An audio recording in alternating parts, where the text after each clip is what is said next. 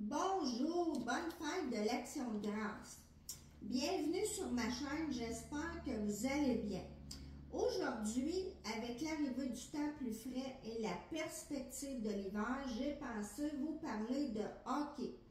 Il fut un temps où le hockey était une véritable institution ici au Québec et particulièrement au cœur de la capitale même, fier de son club de hockey fondé en 1972, j'ai nommé les Nordiques de Québec. La rivalité farouche avec les Canadiens de Montréal a déchaîné les passions durant toute la période des années 80. Cependant, l'équipe fut vendue et déménagée à Denver en 1995 pour de multiples raisons. Depuis, les spéculations vont bon train parmi les partisans qui souhaitent ardemment le retour d'une équipe dans la capitale, croyant que tous les éléments sont enfin réunis. On dit que la prochaine année sera déterminante, notamment grâce au gouvernement qui a exprimé l'intention de défendre ce dossier auprès de la Ligue nationale de hockey. Ayant consulté diverses sources médias sur le sujet, impossible d'y voir clair, les avis diffèrent complètement. Ça suffit, nous allons vider la question une bonne fois pour toutes. Y aura-t-il enfin un retour des Nordiques à Québec? Au départ, on regarde, il y a 10 cartes sur 16 d'inversés, ce qui est plutôt mauvais signe. Et ici, avec la carte de la mort en résultante, on a notre réponse assez claire, mais je vais tout de même vous expliquer le tirage. Avec le chariot, c'est bloqué, ça n'avance pas, mais aussi ça part un peu dans tous les sens. Un dit oui, l'autre dit non. On change souvent d'avis. Comme je vous disais en intro, j'ai consulté des articles de la presse écrite qui disaient « Ce n'est pas la question de savoir si ça va se faire, mais quand ».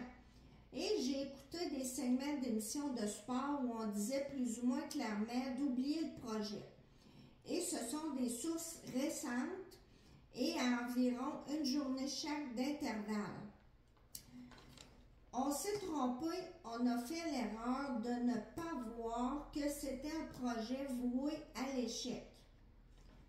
Avec l'amoureux, c'est le doute, on ne sait pas trop, et comme c'est une carte ambivalente, on peut recouvrir, et j'ai pigé la tempérance. Bon, je l'ai mis ici. Voyez-vous, moi, samedi, on se lance la balle d'un à l'autre. Et la tempérance aussi, ça peut être les communications. L'eau circule, mais là, elle était à l'envers. Il n'y a plus de communication entre les parties.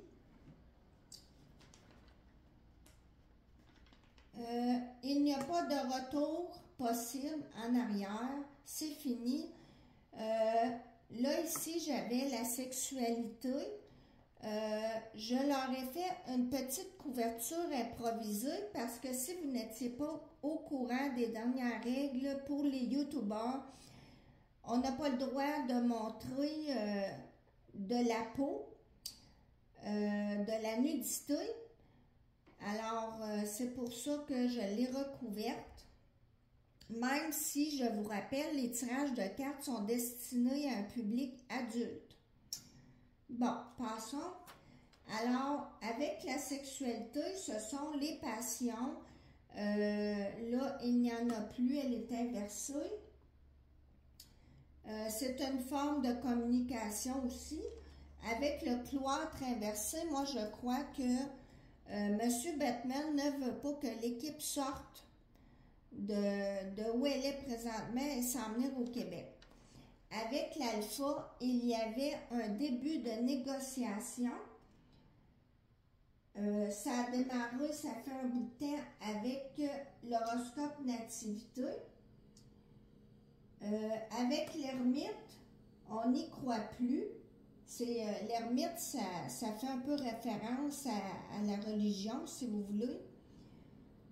La famille inversée, pour moi, c'est la famille de la Ligue nationale de hockey qui ne veut pas nous intégrer. Nous aussi, au Québec, on est un peu comme le mouton noir. Alors, ici, c'est vraiment mort.